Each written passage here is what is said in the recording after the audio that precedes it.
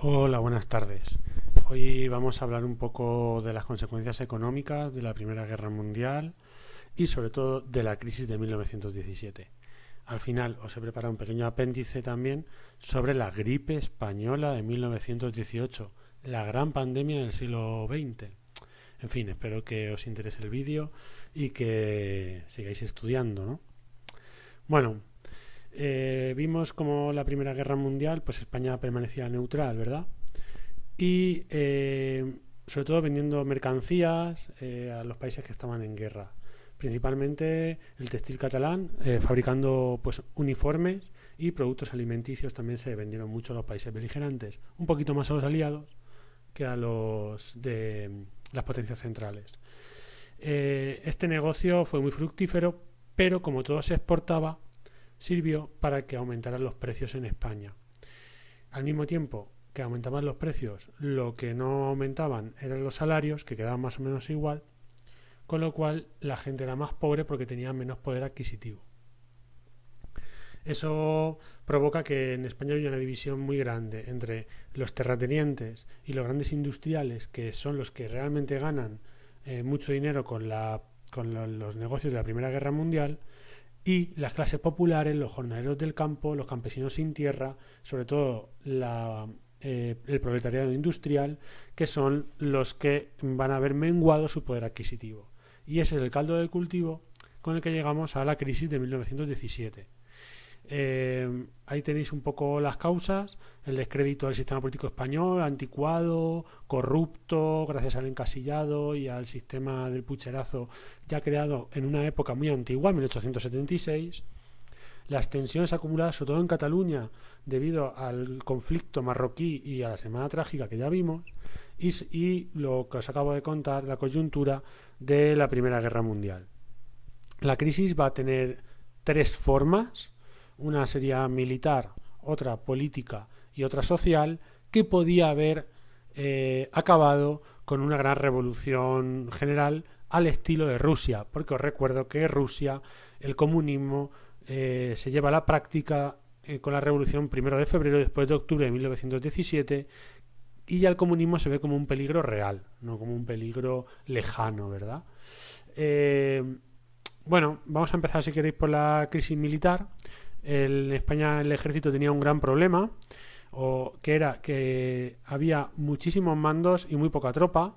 Eso se llama macrocefalia, de manera que, por ejemplo, ahí veis las cifras: 18.000 oficiales y 50 generales para 80.000 soldados, mientras que, por ejemplo, en Francia más o menos tenían el mismo número de oficiales, pero tenían medio millón de soldados. Luego también había una gran división entre los peninsulares, que eran militares que habían accedido a alto rango debido a estudios y tenían una mayor edad, y los africanistas, que eran los que habían obtenido el rango de general debido a méritos de guerra. Entonces estos habían estudiado menos, pero por otro lado habían sido muy valerosos en el campo de batalla. La mayoría de sublevados de julio del 36, incluido el general Franco, que fue el general que llegó a ese rango más joven de toda España, de toda la historia de España, pues eran todos africanistas, ¿no? Lo cual es algo muy importante. También el ejército ve cómo su salario se mantiene, mientras la inflación producida por la venta de la Primera Guerra Mundial hace que pierda mucho poder adquisitivo, y por tanto hay ahí un resquemor. Además, culpan siempre a los políticos de los errores que se llevan a cabo en Marruecos, que conduce a un desprestigio de los militares. Entonces esa división y desafección entre los militares y los políticos, que cristaliza durante la Guerra Civil Española, se ve ya en 1916, cuando se crean unas juntas de defensa, que básicamente es un sindicato de militares, algo que nos recuerda a aquello que hubo en la Guerra de la Independencia, que el fenómeno juntista, que lo que intentan es intervenir en política directamente. Ellos, ese sindicato, esas juntas de defensa, son ilegales, pero al final Eduardo Dato cederá y terminará legalizándolas. Ellos intentan presionar al gobierno, pero al final, como he dicho, Eduardo Dato las legaliza, pero a cambio Eduardo Dato suspende las garantías constitucionales y sobre todo establece la censura de prensa.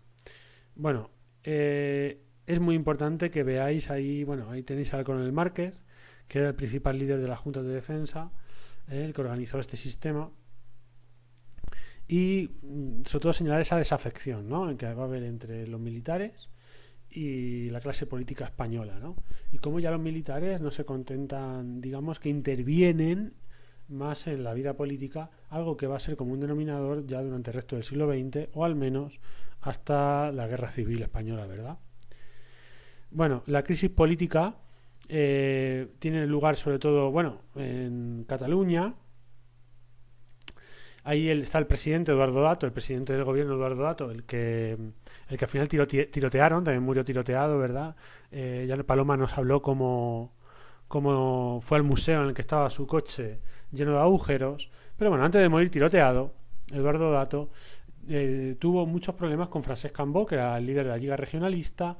Ya en Cataluña había una mancomunidad, la Mancomunidad Catalana, aprobada en 1914, y Francesc Cambó quiere una reunión de Cortes Constituyentes para hacer una nueva Constitución, y esa nueva Constitución que tuviera o reconociera los derechos de estas mancomunidades como ya comunidades autónomas.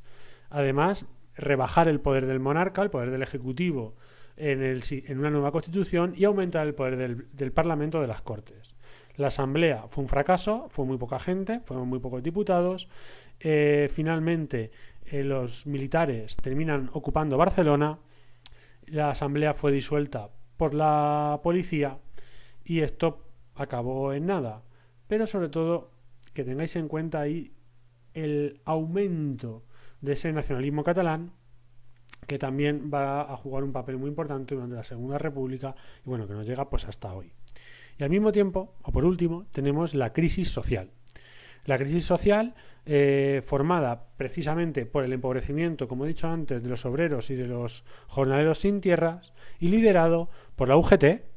Aquí aparecen dos nombres que os tienen que sonar mucho, que son Julián Besteiro y Francisco Largo Caballero, que son UGTistas, y los cenetistas, que son Salvador Seguí y Ángel Pestaña.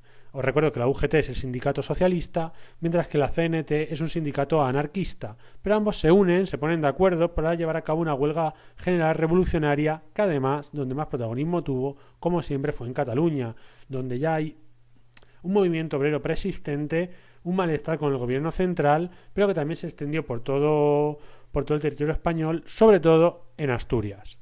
Os recuerdo que hay mucho peligro ahora y sobre la revolución que se está llevando a cabo en Rusia, que se va a convertir dentro de poco en la Unión Soviética. La represión por parte de Eduardo Dato de esta huelga general revolucionaria acaba con 71 muertos. Termina pronto en casi toda España, solo en 3 o 4 días, pero en Asturias duró más de un mes, debido a que los mineros, que siempre han sido una clase revoltosa, asturianos, plantaron bastante cara, sobre todo también porque ellos tienen el control de la dinamita, debido a que por su trabajo, manejan dinamita. Bueno, por último, quería acabar hoy con la gripe española, la gripe de 1918, que se llamó española, aunque la gripe aparece en Estados Unidos, en Camp Green, un campamento de Carolina del Norte, desde donde entrenaban a los soldados estadounidenses que a partir de 1917 son enviados a Europa a luchar. Fue una gripe muy virulenta, en 72 horas te provocaba la muerte, y en aquella época no existían las vacunas, así que se solucionó gracias a la inmunización natural a los que sobrevivieron, ¿no? Aunque murieron en torno a 40 o 50 millones de personas en toda Europa, y en España murieron 200.000, teniendo en cuenta que España entonces tenía 8 millones de habitantes. Las causas, evidentemente, fueron los viajes que se llevaron a cabo por los soldados de Estados Unidos a Europa y de Europa a todos los lugares, y que estaban muy débiles debido a las carestías alimenticias durante la Primera Guerra Mundial, tanto en la población civil como en los militares. Se llamó española porque, como España era un país neutral, era el único país que hablaba abiertamente en sus periódicos sobre la gripe. De hecho, el propio rey, Alfonso XIII, pasó la gripe y la superó.